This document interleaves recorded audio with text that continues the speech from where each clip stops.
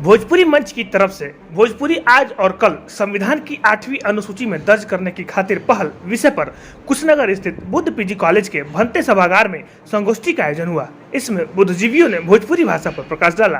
कार्यक्रम के मुख्य अतिथि एलएस कॉलेज मुजफ्फरपुर के भोजपुरी विभाग के अध्यक्ष प्रोफेसर डॉक्टर अजय कांत सिंह जैन ने कहा कि भोजपुरी भारतवर्ष की अति प्राचीन एवं जीवंत भाषा है। क्षेत्रफल, जनसंख्या, लोक संस्कृति, लोक साहित्य व लिखित साहित्य आदि की दृष्टि से संस्कृत और तमिल के बाद भोजपुरी सबसे समृद्ध भाषा है। संविधान की 8वीं अनुसूची में शामिल करने के उद्देश्य से क्षेत्रीय स्तर से लेकर राष्ट्रीय स्तर के संगठनों का प्रयास जारी है। इससे पहले 21 फरवरी 1969 को संसद में इस मांग को रखा गया था। गृह मंत्रालय में इसकी फाइल पड़ी है। जन दबाव और जनप्रतिनिधियों के सामूहिक प्रयास से यह कार्य संभव हो सकता है। कि जमीन बहुत जागल बा, यहाँ के लोग भोजपुरी खातिर लागल बा।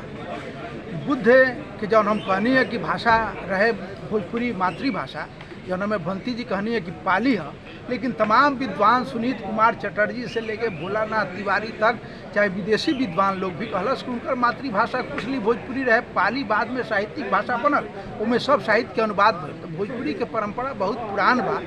एकरा के लिए कि आंदोलन रत बा सौंसे देश, लगभग 4-5 गो राज्य बा जौन भोजपुरी भाषी बा। बिहार बा, उत्तर प्रदेश बा, झारखंड बा, रउरा बगल में राऊ जिला उड़ीसा के भी बा, मध्य प्रदेश बा, छत्तीसगढ़ बा। ये तमाम लोग भोजपुरी खातिर लागल बा कि 8वीं अनुसूची में चल जाए। ऐसे शिक्षा में बिहार में तो हर जगह पढ़ाई बा, पाठ्यक्रम बा, इग्नू में भी लागल बा, नालंदा में भी लागल बा। लेकिन सरकार अगर एकरा के संवैधानिक मान्यता दे देता तो एगो बहुत लम्हर एकरा सम्मान मिली। एकरा माध्यम से भोजपुरी के एगो रोजी रोजगार देवे के साधन का रूप में हमने लेहब।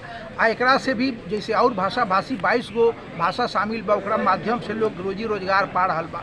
हर क्षेत्र में रोजगार निकली, सरकारी कार्यपालिका होके, विधायिका होके, न्यायपालिका होके, शिक्षालय होके, सचिवालय होके, सब जगह भोजपुरी लाग जाई। ये साहित्य के अनुवाद हुई, औरों भाषा के साहित्य के भोजपुरी में अनुवाद हुई तो एगो लम्हर व्यापक विस्तृत समाज बनी या भोजपुरी के पहचान मिली, जौना के अधिकार हक एकरा बहुत पहले मिल जाए के चाहिए। हमने का 69 से सवाल उठा रहल बनी, संसद में बात कई बार उठल बा, अभी गृह मंत्रालय में फाइल पड़ल बा। अगर जनप्रतिनिधि लोग के दबाव होके अब भोजपुरिया सांसद लोग दलगत राजनीति से ऊपर उठ के अगर एक दिन संसद के बहिष्कार कर देवे तो ये भोजपुरी 8वीं अनुसूची में चल जाई, क्योंकि वजह फाइल में पड़ल बा।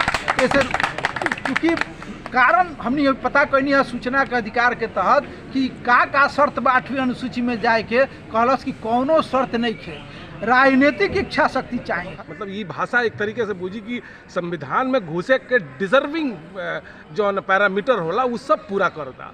तो काहे ना हम सबके ऊपर ऋण बा कि साहब ये भाषा खातिर जो हमनी के जन्म लेते बोलल शुरू कैनी जा और सब बोलत में हमनी के अब रउआ से हम बतियाओ तनी हमरा बहुत सहज महसूस होता।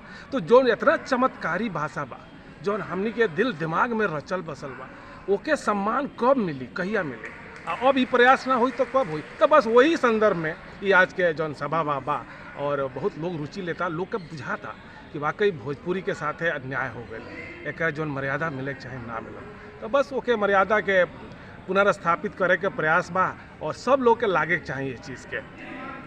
आज एक कार्यक्रम के उद्देश्य यह रहल है कि हमने का भोजपुरी के 8वीं अनुसूची में दर्ज करे खातिर शासन प्रशासन से मांग करी जा। अब भोजपुरी में जौन फुहड़पन अश्लीलता बा, जौन ये तरह के गीत वगैरह बाज रहल बा, एकर भी रोक लगावे खातिर जिला पदाधिकारी से अनुरोध करी जा।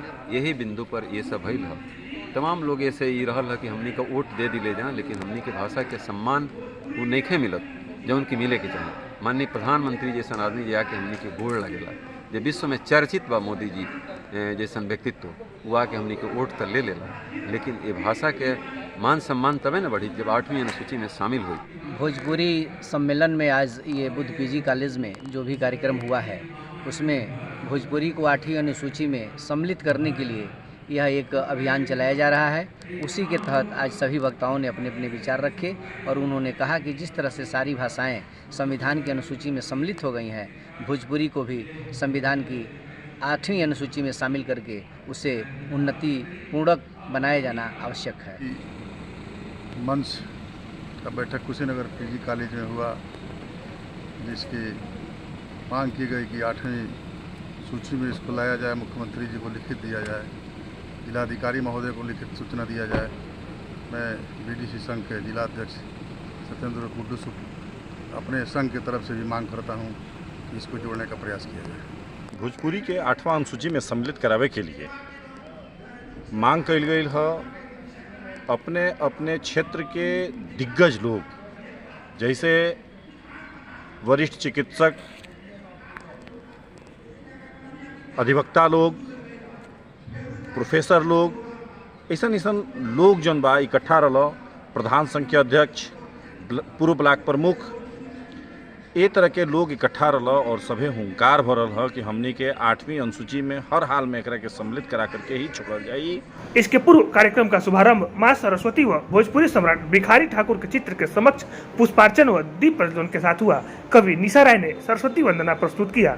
दिनेश तिवारी भोजपुरिया, अजय गिरी, अश्वनी शुक्ल, रमापति रसिया व राधेश्याम त्यागी ने भोजपुरी भाषा में अपनी रचना प्रस्तुत कर वाहवाही बटोरी। वहीं भोजपुरी भाषा को 8वीं अनुसूची में शामिल करने के लिए भोजपुरी मंच के द्वारा मुख्यमंत्री को संबोधित पत्र जिलाधिकारी को सौंपने की बात कही गई। ब्यूरो रिपोर्ट, द एक्सक्लूसिव खबर, कुशीनगर।